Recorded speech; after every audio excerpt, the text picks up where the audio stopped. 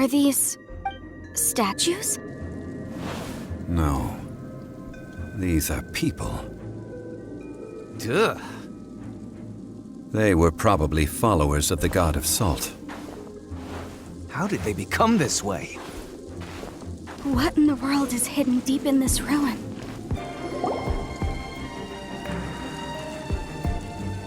Look at this! It's filled halfway with salt. Just looks like a fancy salt holder. Seems like the god of salt was a god lacking in treasures. According to my knowledge, it's no ordinary vessel. Although it is only half full, it is also forever half full. That is to say, it is bottomless. What? You're saying that even if I pour the salt out, the amount inside won't change? Exactly. Able to produce endless salt. The god of salt is powerful indeed. Finally, after all that effort, I've found precious treasure. I claim this as mine. I just need to pour the endless salt into 1,000 or 10,000 bags. I can sell it and make a fortune! Hey!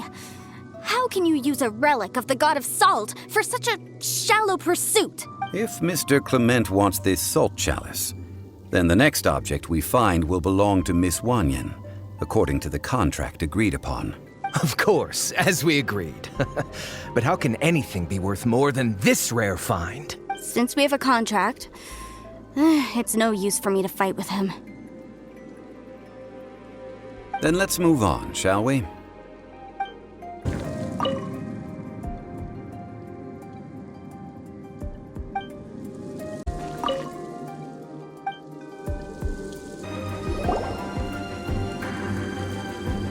Just a simple ruler. It doesn't look to be worth anything. This, if I remember correctly, this is some kind of measuring tool. Indeed. But the god of salt imbued it with another power. When you stick this ruler in the ground, the surrounding area will become covered in salt, much like a rising tide covers the earth. The deeper it is stuck in the ground, the more salt will appear. It is essentially a bumper harvest of salt. What? That's even better than the salt chalice! Well then, according to our contract, the salt ruler goes to Miss Wanyan. No, unacceptable. I paid for and organized this entire expedition. Why should I get the short end of the stick? And this girl has been useless.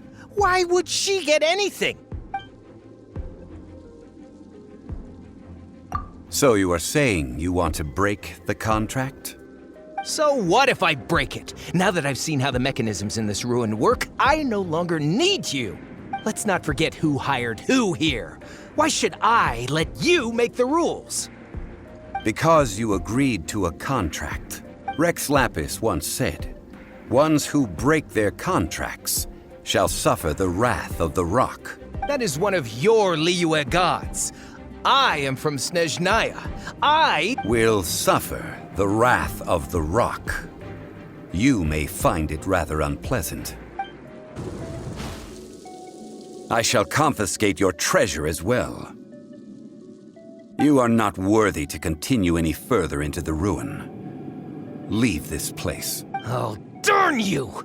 Just you wait.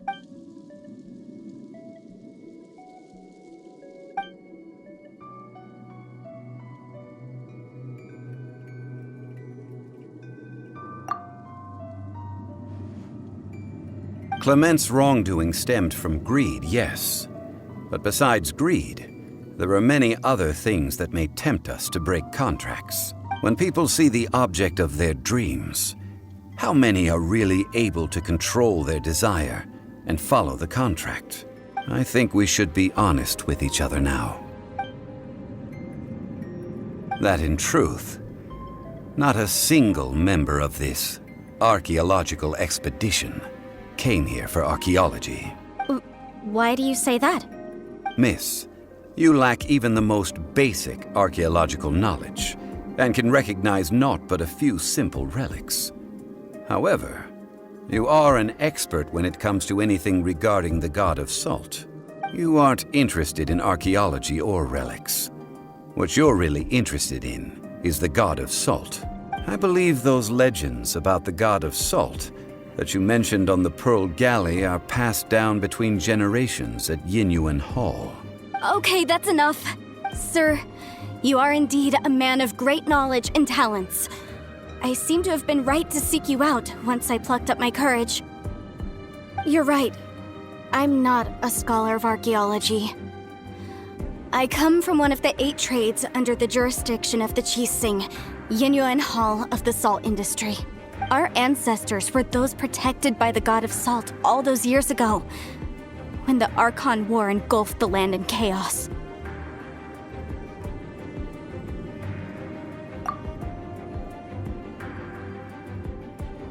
During the war, Morax assassinated our god out of envy for her power. He left us alone and lost in the world. We hate him! But this is Morax's Liyue after all. And its history is written as he wishes. So I seek proof of Morax's guilt. He has blood on his hands and cruelty in his heart. We agreed to a contract that we will face the truth head on, didn't we, Mr. Zhongli? You must judge this history fairly. Naturally, of course. But I must add, Liyue is no longer Morax's Liyue. Come with me. All the answers you seek lie ahead.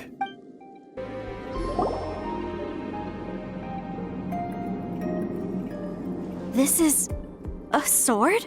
Aha! It's a broken sword! This is proof! This proves that the god of salt had to fight back against the evil Morax. But sadly, she was defeated. The power of this sword surely is much greater than that of the Salt Chalice and Salt Ruler. If we can repair the sword, then we can show the world the mighty power of the god of salt. 2 pieces of a broken sword. From an archaeological perspective, these are 2 separate relics. According to the contract, you can only claim one. Why? We were alternating claims to treasure, true. But Clement is no longer here. Yes, but the only one object per claim clause still holds true. You cannot take 2 relics at the same time. This logic!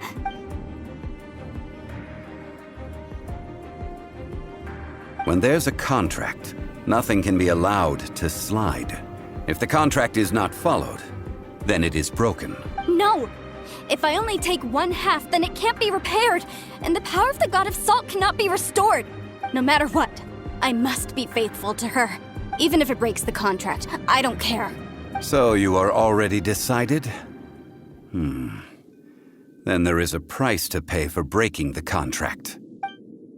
That is to say, you consign yourself to suffer the wrath of the rock.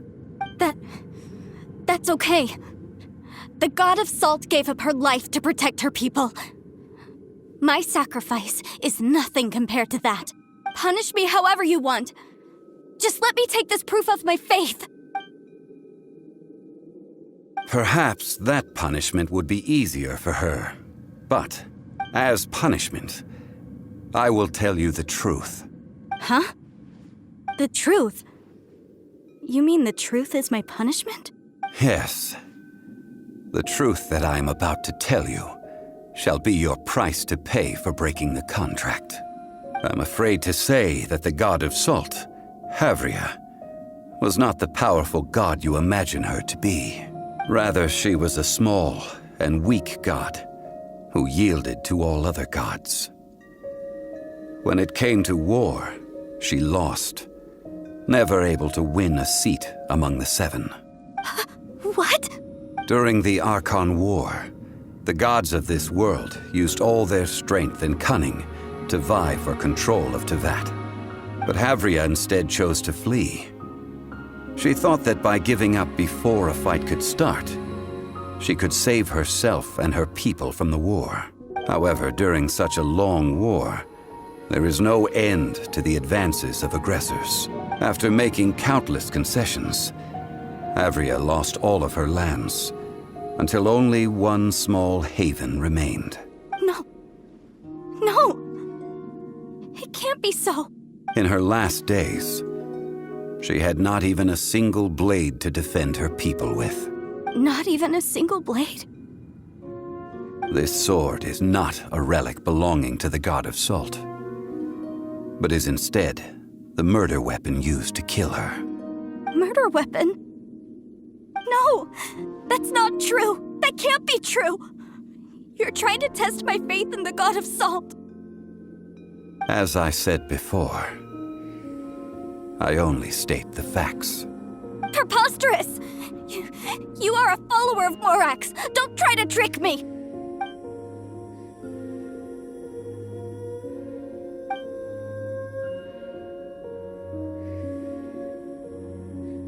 Indeed. Otherwise, why would I use the truth as punishment? I did not want to tell her such cruel facts. But the contract was broken. Let's follow her deeper into the ruin. There, I fear, we will find something that will leave her no choice but to face the truth. Salt and betrayal.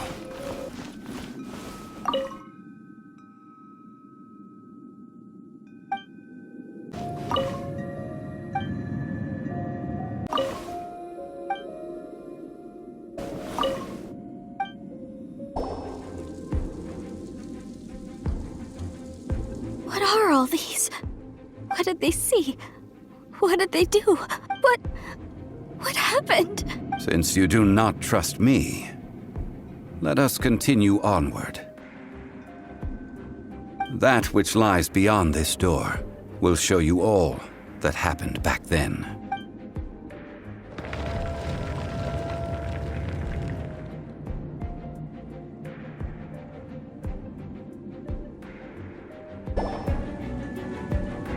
This is the scene of the crime. Havria's body dissipated, leaving nothing but these traces of salt. Her dying moments have since been frozen in time to this very day.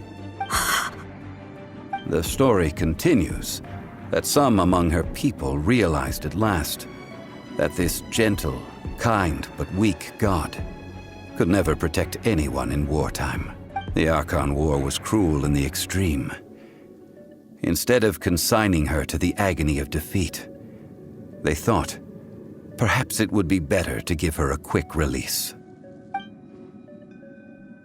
No matter how weak the god, the power that flows forth when they are slain is beyond the strength of mortal coils to bear.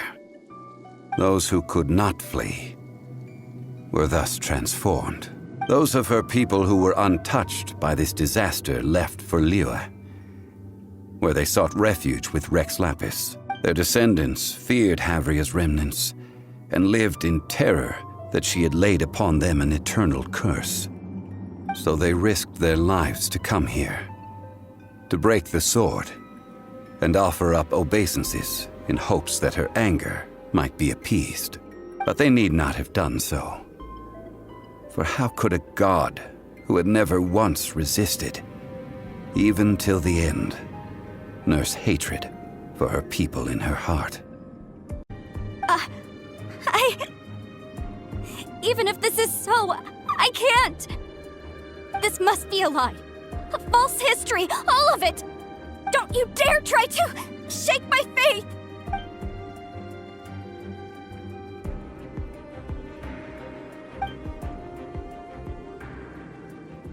This is the price she must pay. Yet I would not call it a bad thing. Judging by how she appeared, I fear that she will struggle for a time. But even if she may not escape that struggle immediately, simply recognizing the truth is good enough for now. No, indeed. How sharp of you. Yet this is not a matter of wisdom, only age. Faith in a god who has already passed will do you no good. So it is for Havria. And so it is for Morax also. All right then. Now, would you like to accompany me in taking a trip to Guyonstone Forest?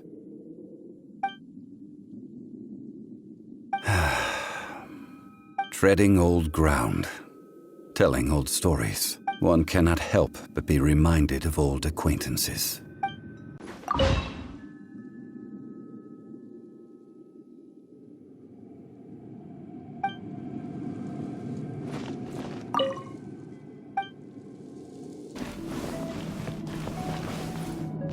Rise!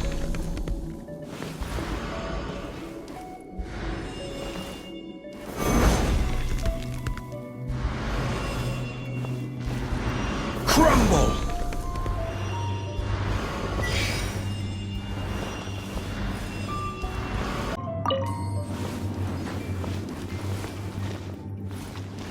I will have order!